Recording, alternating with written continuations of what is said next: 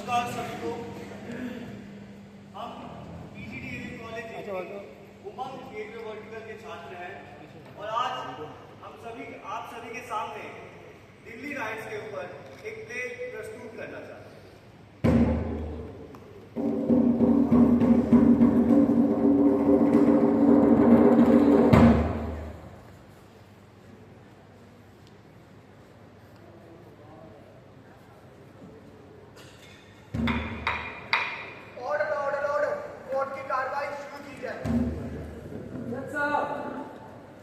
फरवरी 2020 को उत्तर पूर्वी दिल्ली में भड़की हिंसा 130 साजिश का नतीजा था और इस साजिश के मुख्य सूत्रधार जेएनयू के पूर्व छात्र नेता उमर खालिद सैफी और आम आदमी पार्टी के पार्षद थे। साहब, इन तीनों ने तत्कालीन अमेरिकी राष्ट्रपति डोनाल्ड ट्रंप के भारत यात्रा के दौरान भारत को बदनाम करने के इरादे से इन दंगों को अंजाम दिया और इसके लिए बहाना बनाया संसद में पारित सीएए कानून को।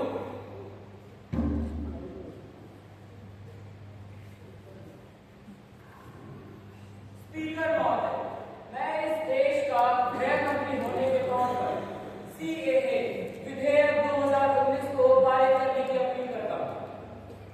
इस विधेयक से बांग्लादेश, अफगानिस्तान और पाकिस्तान में लगातार बढ़ते जा रहे बलात्कार, दंगे और लव जिहाद को झेल रहे हिंदू, जैन, सिख को न केवल भारत लाया जाएगा बल्कि उनको भारत की नागरिकता भी दिलाई जाएगी। इस विधेयक से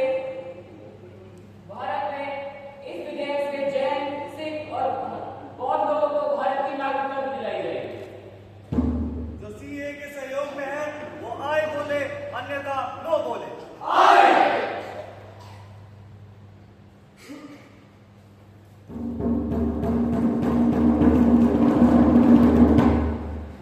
उमर खालिद सैफी और आम आदमी पार्टी के पार्षद ताहिर हुसैन साहब, एक मौलवी होने के नाते और नीर पर चलने वाले एक मुसलमान होने के नाते मैं ये कानून की पुरजोर मुजम्मत करता हूँ।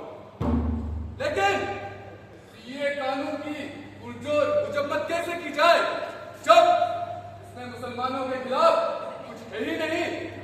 मौलवी साहब, अगर इसमें मुसलमानों के खिलाफ कुछ नहीं है तो हमें ये बात मुसलमानों को एहसास करानी होगी कि सीएए कानून आपकी नागरिकता को छीन लेगा। क्यों सभी भाई? सही कह रहे हैं उमर खालिद भाई और मेरे को तो जेएनयू का भी एक्सपीरियंस है। झूठ भी इतनी सच्चाई के साथ बोलो कि सामने वाले को वो सच समझ जाए। क्यों ताहिर भाई? सही कह रहे हैं ना? आम आदमी पार्टी के पार्षद होने के नाते आपको इस झूठ का अंदाजा तो हो भाई। झूठ की ताकत का अंदाजा मुझसे बेहतर भला किसको हो सकता है? मैंने तो इसी ताकत के बल पे आंदोलन से लेकर सत्ता तक का सफर तय किया है। उमर खालिद भाईजान, क्या करना है जरा आप ही बता दीजिए। ताहिर भाई, कुछ नहीं करना। दिल्ली के जितने भी मुस्लिम आबादी वाले इलाके हैं, जैसे जामिया मिलिया, जाफराबाद, साहिबपुर, सीलमपुर, यहाँ तक कि मौजपुर, इन सभी जगहों पर हमें अपनी घर की औरतों को धरने पे बैठाना है। बस माफ कीजिए, हमारी घर की औरतें धरने पर नहीं बैठेंगे। इसके लिए हमें पैसे देके भीड़ का इंतजाम करना पड़ेगा। और बताइए ना, हमारे पास कौन सी पैसों की कमी? हमारे पास हिंदुस्तान को बदनाम करने के लिए हिंदुस्तान के अंदर ही नहीं, हिंदुस्तान के बाहर से भी फंड मिलता है। और उन दंगाइयों को जो खाना है वो खिलाइए, चिकन, बिरयानी, मटन, जो खिलाना है वो खिलाइए और जो पिलाना है वो पिलाइए।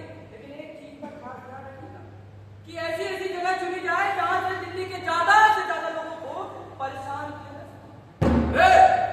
लोग परेशान होंगे तो हमारे खिलाफ हो जाएंगे। क्या पता लड़ाई झगड़ा भी हो।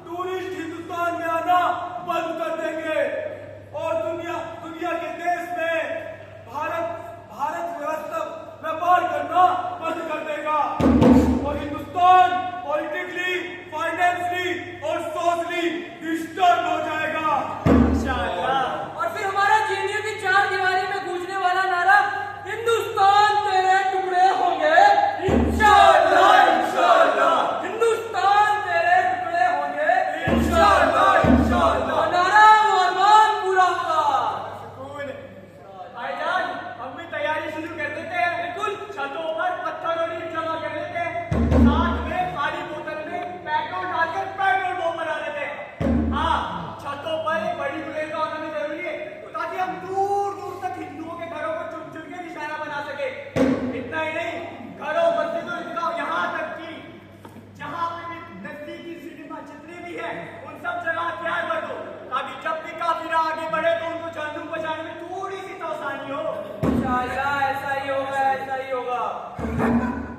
बस एक बार दिल्ली फतेह तो हिंदुस्तान फतेह, हिंदुस्तान फतेह तो गजवाए हिंद फतेह, गजवाए हिंद फतेह तो हमारी हुकूमत।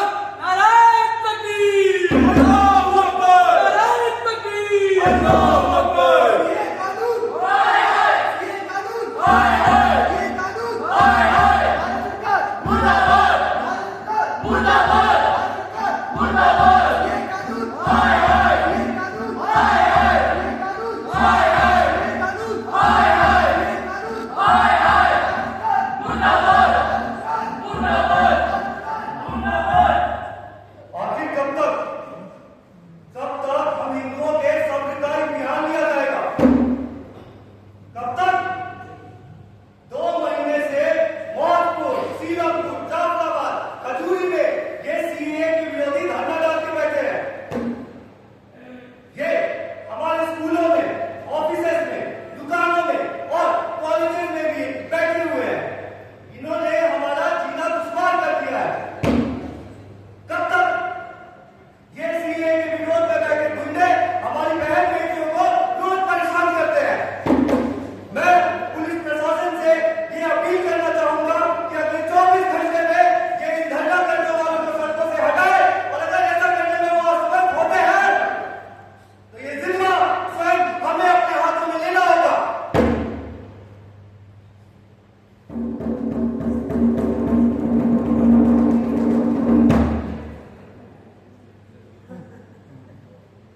अब आएगा मजा भाई, इसी दिन का था मुझे इंतजार।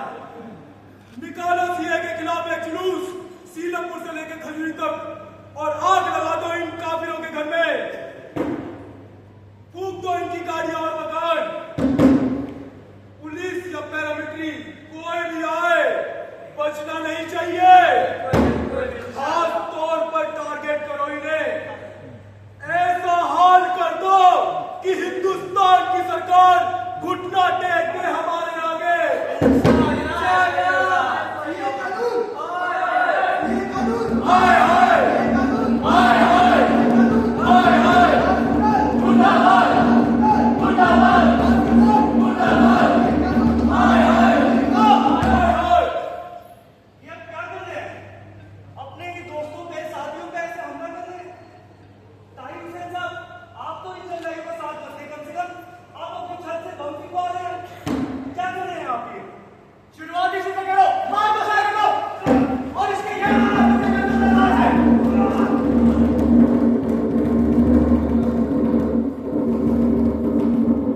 दूर लो, दूर लो, दूर लो। मैं कांस्टेबल सलाम आप सभी से गुजारिश करता हूँ कि कानून को अपने हाथ में मत लो। अगर आप लोग ने बात नहीं मानी तो मुझे गोली चलाने पर मजबूर होना पड़ेगा। अरे तू क्या चलाएगा गोली? मैं बताता हूँ कैसे चलाते हैं गोली। आओ उसको बीच में।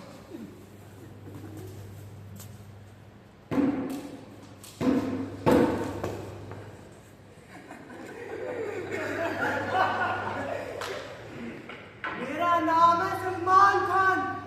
मेरी बंदूक का निशाना देखकर तुम फिल्म वाला सलमान खान भी भूल जाओ। देखना है मेरी बंदूक का निशाना, देखना है मेरी बंदूक का निशाना। तुम सबको दिखाता हूँ, तुम सबको दिखाता हूँ मेरी बंदूक का निशाना। मत मारो, मत मारो, नहीं, नहीं। इतने में डर गया, बस डर गया और मर गया।